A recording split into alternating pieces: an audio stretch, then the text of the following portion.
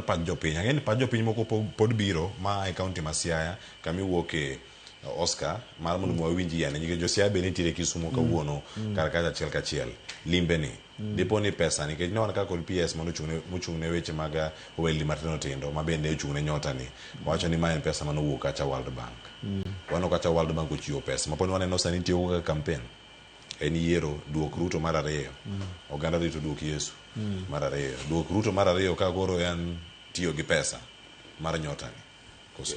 Yeah, apparently from a discussion mar Mark Matunga and ni makotemo analyze nyoro kawuono to temo predict manyalo timre kiny.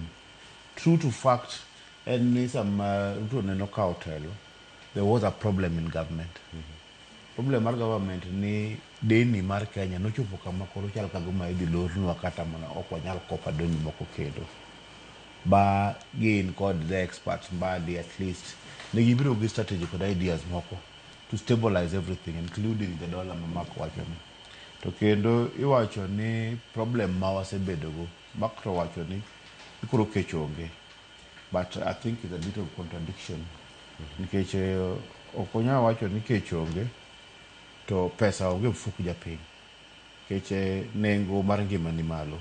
Mano kende e kama bedo shida matin. Ni nengo mar ngima ni malo. Ang'o momiyo nengo mar ngima ni malo?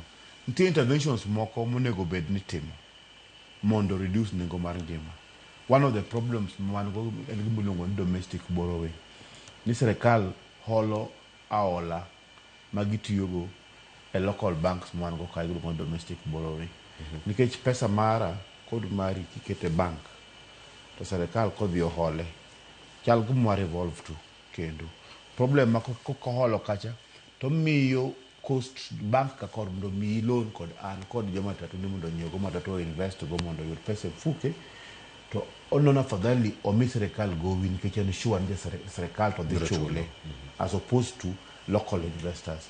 Koro konego bed ni japiny compete gi sirkal e holo mano bank dhi fail ni bwana wami sirkal nikech sirkal 90 days bonds and what have you osechiek sirkal dwoko ne koro mane momiyo sani borrowing is very expensive. Iyudo ka stem moko percentage mar loan Kenya ka en from 16 to 20% man malo kabisa. Tango men malo en nikech sirkal holo pesa e domestic borrowing. Kapo sirkal ok all pesa kacha to sirkal nengo mar loan dhi bedo nyaka 3%. Nikech koro loan kendo ndalo moko nene clever skibeti fees kama tipo ka nyiri moko adeko biro penje ntibro kawo loan nikech sirkal mar Kibaki cha mara mingi nok hold domestic borrowing ahinya. Koro nego benwa live within our means. To maga kaka timbre intervene nego ben wito koro intervene an issue mar mibadhi corruption wastage in government wastage intiere mang'eny e sirkal omiro koro sirkal pesa mag sirkal simoko dhi into waste. Issue mar empowerment tech. Empowerment, the regime of empowerment tech. Kidwa bedo telo, tidwa empower at the same time. For example, kibedo kata governor, onego bed ni empower ji. Jogi be expect ni mondo bang' wigni adek, abich korumo kendo gin gigoni kura. Empowerment nyalo chuni wach kama, ne ji ochung' oti matek.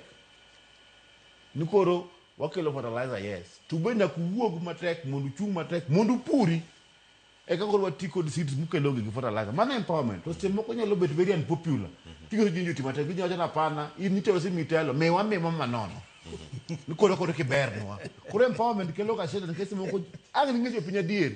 Nikada ka pona kelo fertilizer. Nyaka no nyewe pesa lakini pesa man piny. Lakini un nyakupur batek. Mano kiujo dok yeri ok miyo mbulu. Iwacho ni mano bede